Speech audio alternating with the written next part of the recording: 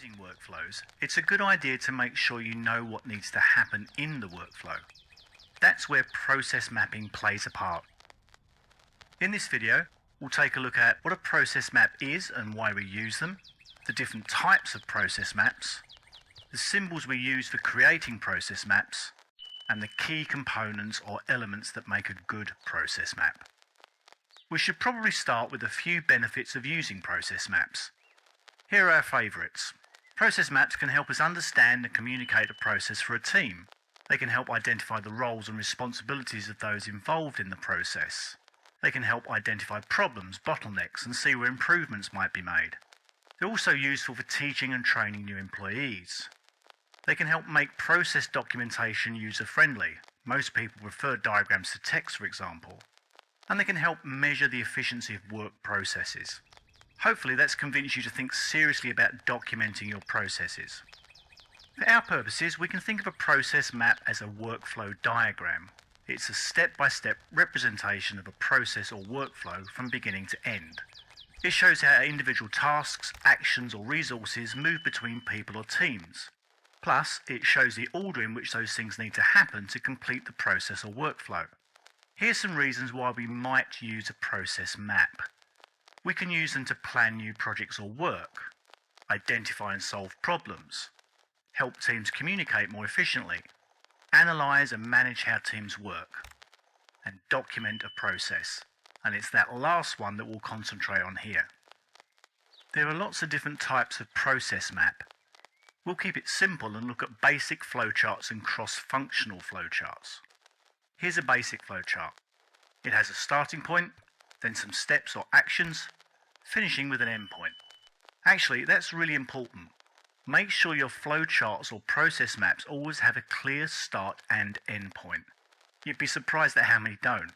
If they're missing, it'll make the process difficult to follow. With the basic flowchart, it doesn't necessarily tell us who's responsible for each step or action.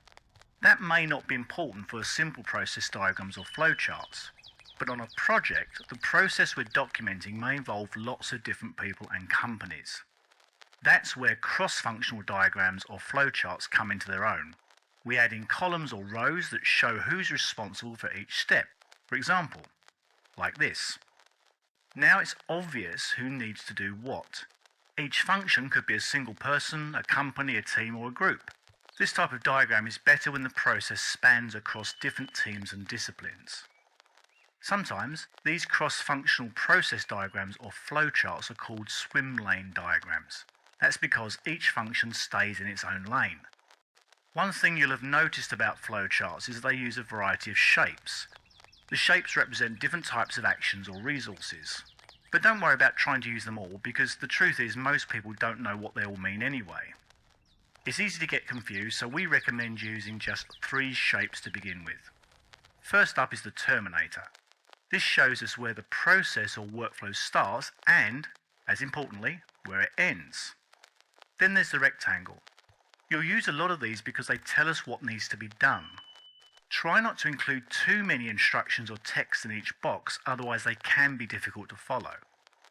The last shape is the diamond, and these are used to ask questions or provide direction.